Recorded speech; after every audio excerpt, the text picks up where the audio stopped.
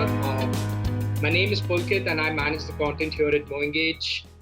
Joining me is Hastu, our go-to growth guy at MoEngage. Hey everyone, and thank you for having me here, Pulkit. You're welcome, Hastu. We are here to talk today about a data-driven approach to mobile app retention. Now, our data team recently analyzed over 10 million e-commerce and travel app users from India and Southeast Asia. I want to discuss these trends with you, and let's see what insights we can gather for our attendees and mobile app marketers all around the globe. Viewers, you can grab a copy of these reports using the links in the email that we've sent you. And if you have any questions during the webinar, you can post them in the chat option on your screen, and we'll collectively answer all the questions at the end. Right, cool. So Pulkit, before we begin, just a quick question. Why did we pick India and Southeast Asia as our primary locations for this study? That's a really good question, Hastu. Thanks to declining smartphone prices and increasing mobile online connectivity, many of the regions in India and Southeast Asia have leapfrogged the entire desktop base and have established themselves as mobile-first societies. Now, millions of people living in India and Indonesia have the first interaction with a smart device, which is a mobile phone, and not a laptop or not a desktop, which means these locations are now a goldmine for data-driven mobile app marketers all around the world. No, absolutely, I couldn't agree more. And yeah, marketers definitely need benchmarks and trends about mobile app consumption to optimize their efforts. And yeah, what better place to do that than a mobile-first society? Absolutely. Now since we're all looking for answers on how COVID-19 has impacted the travel and the e-com industry, I wanted to kickstart this webinar by discussing the same. So if you look at the impact of COVID on travel, you'll notice that there is a downward spiral in both active users as well as spends, which is completely understandable because in Southeast Asia, consumer So, Hasina, this is a major cause of concern for travel app marketers, and yes, we're all freaking out, right? So, what advice do you have for our viewers today? Right. So this is something that we've seen over the last month or so. There's a definite decline in travel app usage. But I think what marketers should always remember is that this is a temporary decline, and they really shouldn't give up just yet. Rather, they should start using this time to really analyze their numbers and their metrics from the last few months or even the last few years if they have it, because that's where they can really find trends that they and opportunities that they might have missed before. So I'd say keep looking at all the data, find some trends, find some opportunities. At the same time, keep working on deeper integrations with your marketing technology stack so that you can track more data. Whenever all of this is over and under control, you'll have a richer set of data points for your app retention and engagement efforts. Another interesting example that we've seen is with Traveloka, and anybody in the travel space today knows who they are. They're a giant, right? What we noticed them do is they've of course been very supportive of their customers through this time, helped them with cancellations and refunds and all of that, and they've managed to convert this goodwill into more reviews and ratings from their customers. Now, what this means is a significant improvement in their App Store optimizations and visibility, and really a lot of real long-term value they've been able to extract out of this. So it's definitely an opportunity as well, and that's what travel marketers should be focusing on. Right. That's really helpful, Hastu. Now, on the other hand, online shopping apps in India have actually seen a steady increase in active users and spends during this entire COVID pandemic, especially on daily shoppers, right? So, any thoughts on this trend?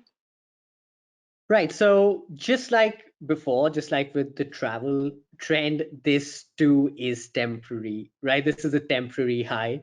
And a big opportunity for e-commerce marketers on how do they make the most of this trend. So what I would recommend is using this time to really again track more data, but more meaningful data as well on user behavior. So you know a little bit more about the brands that I prefer, or what my daily, weekly, or monthly consumption patterns are like, and use that to improve what you know about me, improve my user profile, and convert that into a engagement that lasts beyond this temporary high.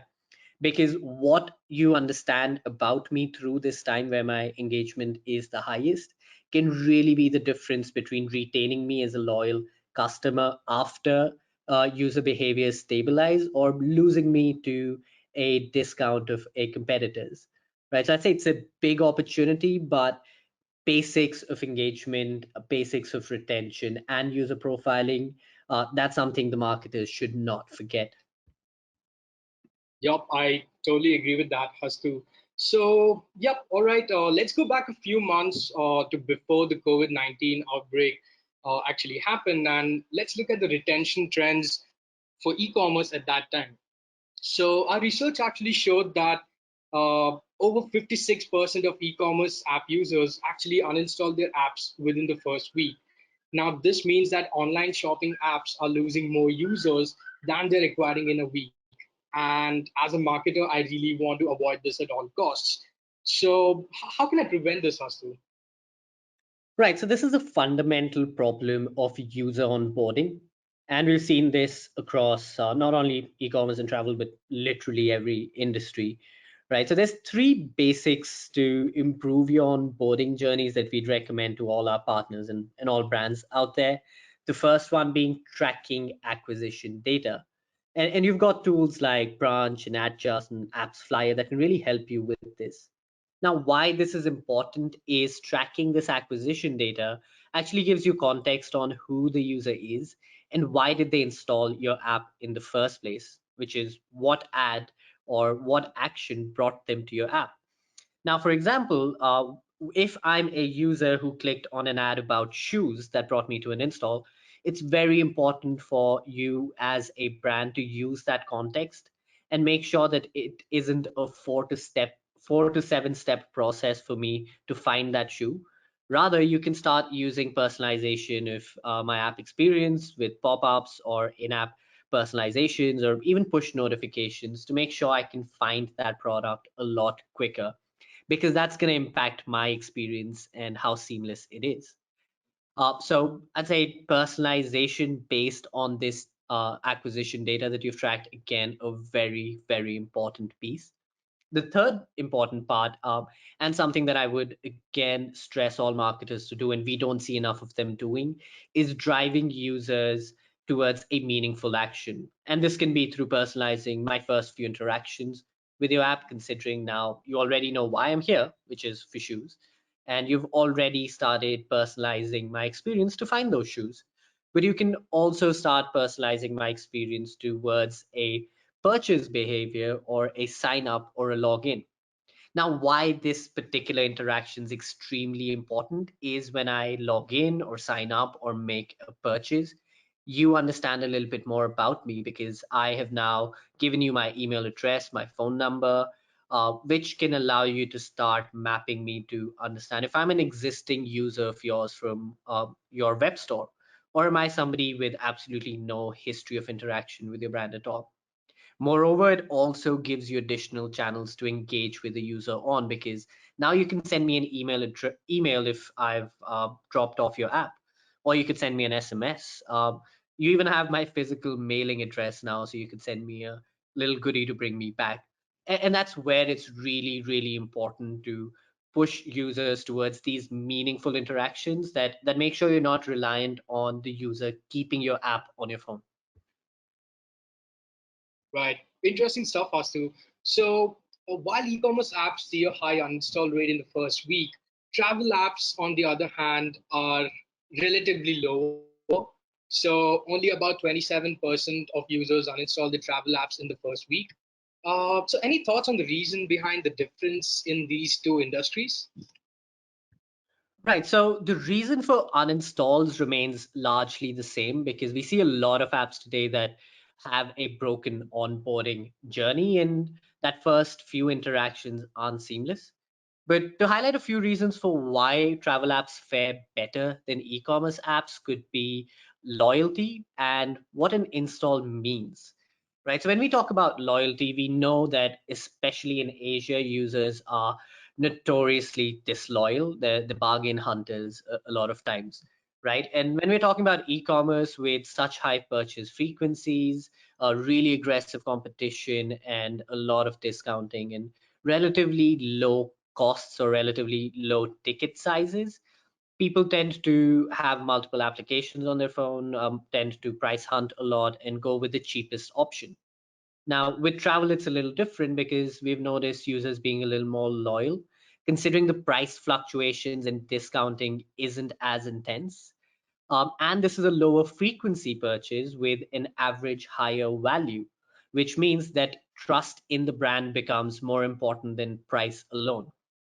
The other thing is, what is an install, right?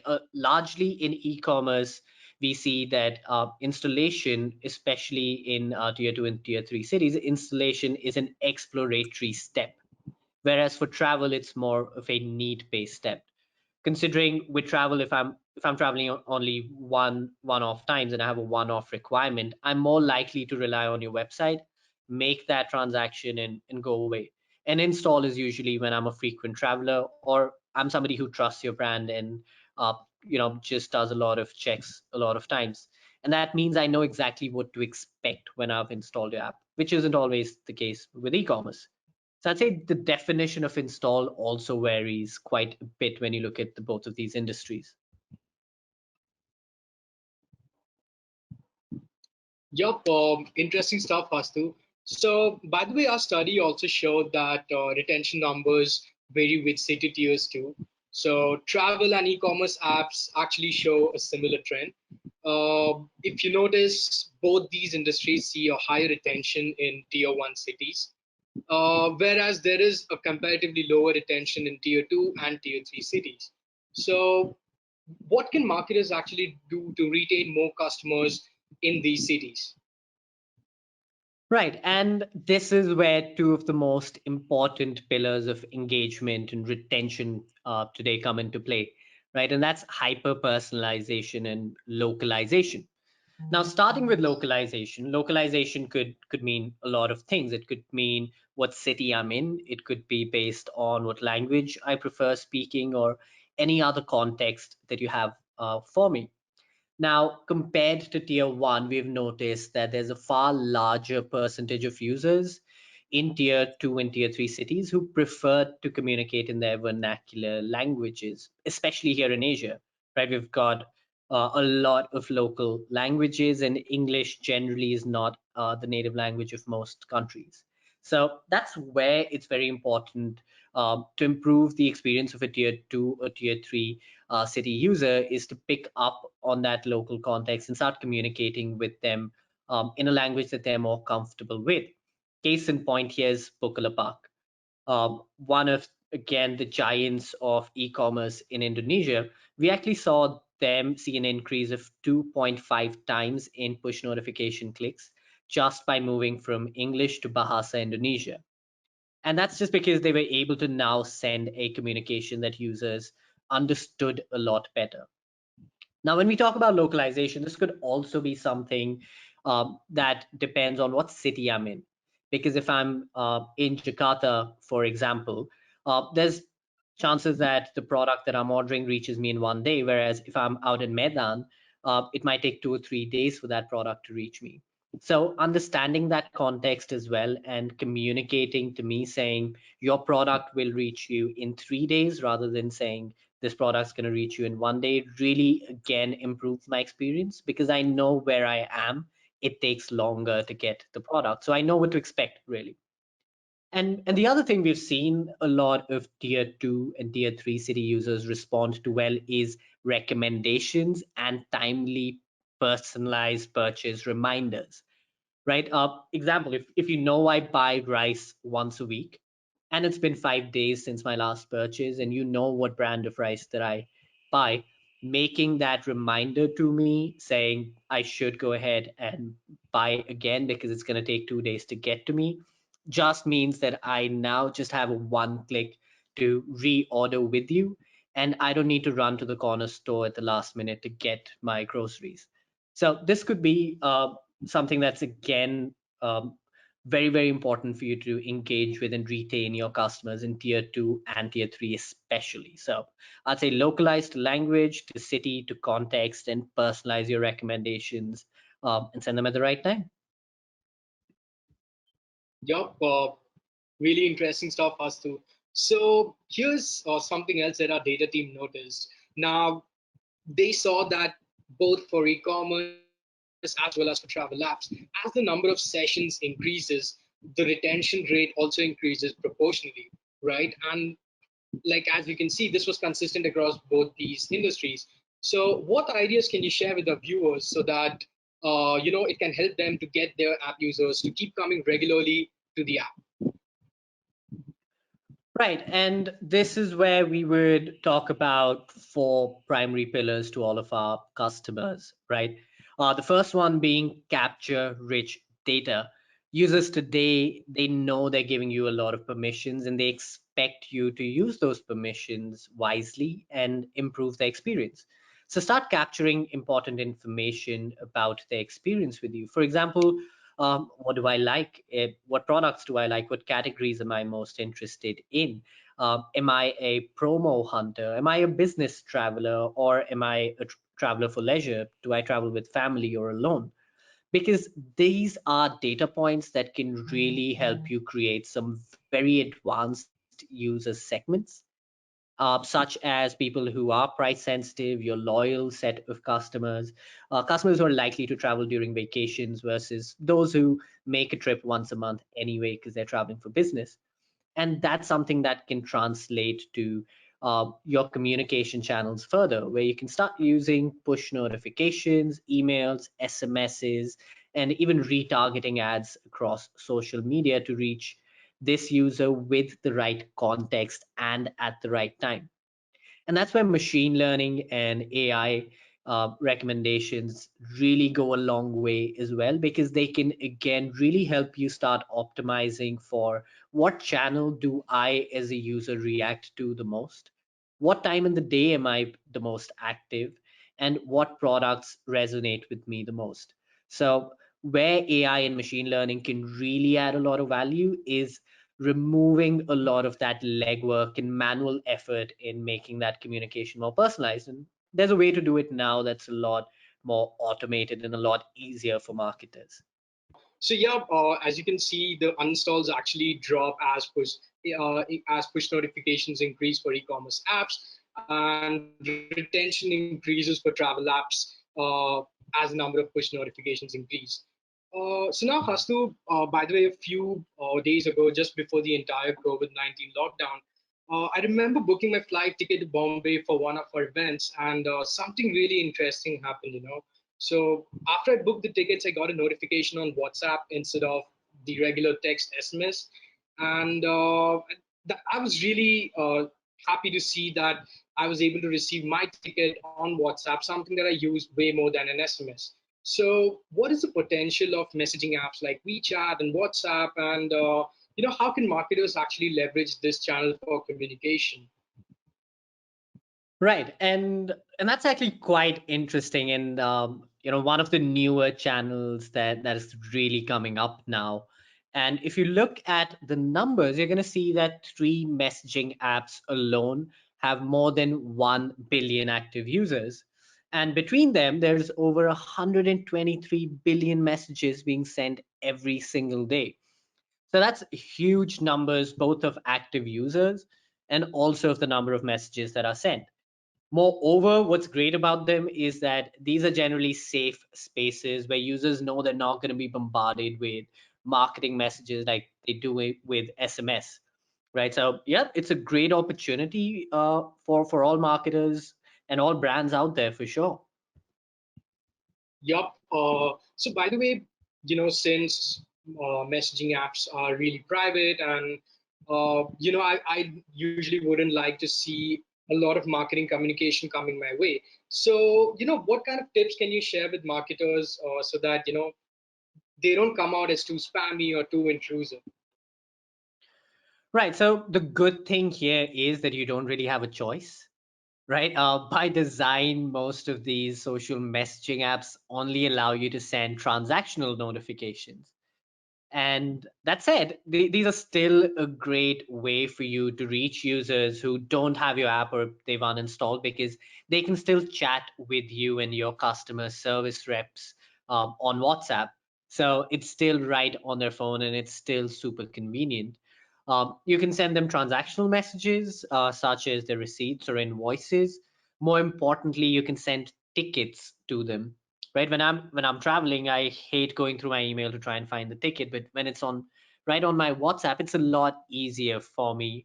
And also considering the fact that many users in Asia don't actually check their emails on a daily, WhatsApp becomes a big convenience, because now I know when my order's been shipped, or I know when my tickets come in, or if there's been any changes to my order right on WhatsApp itself.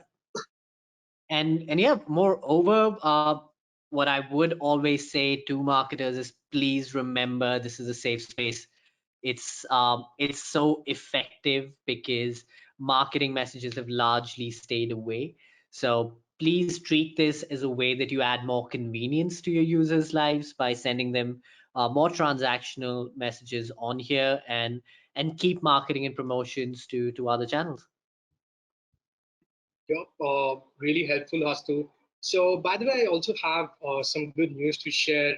Apple recently announced that mobile apps on iOS devices can now send advertisements through push notifications.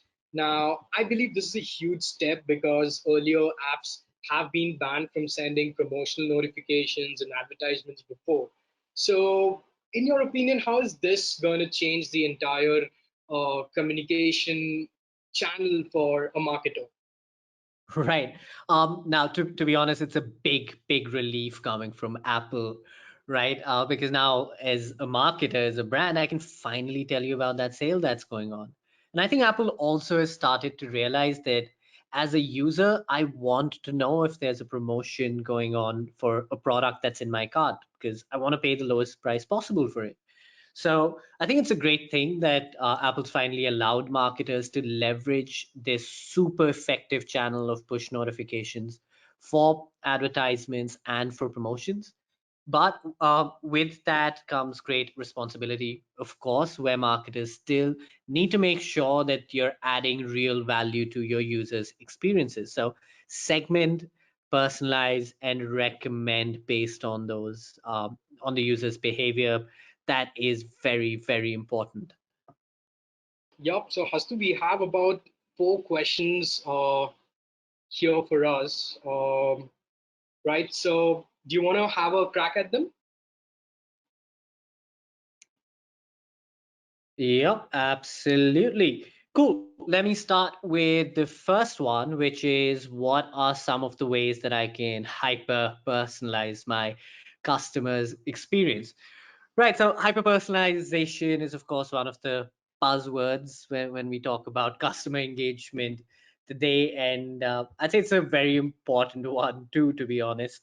So all of the things that we spoke about today actually owe into how you can hyper-personalize your customers' experience, right? But if I could just talk about a few important factors here is, start automating more, start understanding more about your users, so start tracking more in more rich data, such as what their context is before they come to your app or website, what behavior they have while they're there, progressively profile them, stitch user data together from your online, offline, app, web, backend sources all together, and create that single source of truth for your users, because those are things that really help you create target segments, personalize that communication, because now you know what to send, when to send, and whom to send it to.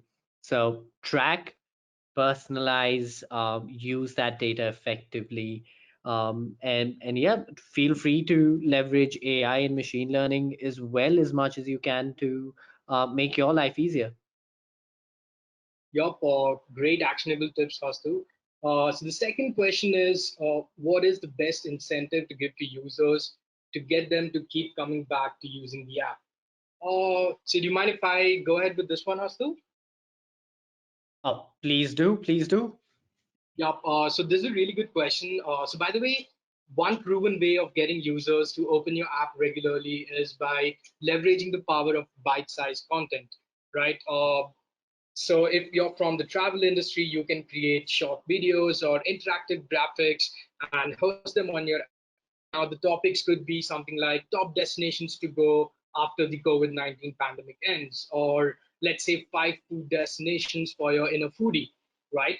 And e-commerce folks can actually use short form content to run seasonal campaigns as well. For example, best gift ideas this Christmas for your loved ones, right? Now, this type of content can also act as a channel to convert more users. So just keep one point in mind, that the content you create should be actionable, and you can, by the way, also leverage emails to share this content and then deep link into your app, so that way you are increasing the active users on your app and you're on top of their mind all the time. So the next question is, what if the user does not give me push notification permissions? So Hastu, I guess you can take this ahead. Sure. Yeah, no, this is an interesting one. So good thing is with Android, it's not much of a problem. Most of the times, the default is opt-in. With iOS, we would always recommend you finding the right time to ask for push notification permission, which goes to say, don't ask me for push notification permission the second I open your app. Add some value so that I know why I'm opting in. Now that said, for whatever reason, if you don't have a user's permission to send them push notifications, there's other channels to leverage, right? And that's where it becomes very important to get users to sign up or log in, because that gives you the ability to use emails and SMSs, and even add network retargeting to start talking to these users. But at the same time, while they're on your app, it's a very good idea to start using pop-ups, and start using pop-ups very judiciously, because people don't like too many pop-ups. So start using pop-ups to nudge users in the direction that you want them to, which could be making some of these actionable interactions, or towards recommendations that you might have for them, or just personalizing their experience a little bit more. And after which you can always go back and ask a user to re-opt in. So it's also very important to first establish value, so user knows why I should give you permission, and then ask for permission, rather than showing me that pop-up asking me to give you permission every single time I'm on your app. Yep, I think that really answers the question, Astu. So we're almost out of time. Let me quickly squeeze in one more. So this is actually a typical enterprise dilemma, right? It's like, should I build my own machine learning algorithm, or should I buy an existing solution out there? Right. Yeah, I mean, and that's a quite simple build versus buy question over there, right? Now, one thing that all of AI and machine learning relies on, of course, is data. So larger the data set, better your algorithms, and more effective that they are. And that's where it becomes a very good idea to buy rather than build. Not even talking about the upfront cost of building something like this, but the fact that if you're working with a solution or a technology partner that is able to use data across different players in the market, you essentially have the ability to use a far more effective solution a lot quicker, that is learning and optimizing at a much faster pace than your internal tools could. Because with your internal tools, you are reliant solely on the user behavior of your own customers, and you lose out on some of the larger user behavior that some technologies out there can provide you with. So recommendation is to focus on your core strengths as a product. If you're an e-commerce or a travel company, that's your core, right? My experience while I'm purchasing a product or a ticket or booking a hotel. And our core focus, for example, is customer engagement, and that's where we are entirely focused on. So I'd say focus on what you do best, because there's platforms out there that have dedicated hundreds of engineers to build tools such as AI and machine learning systems out for you. Thank you, Pulkit. Thank you, everyone, and stay safe. Yup, stay safe, everyone. Bye bye.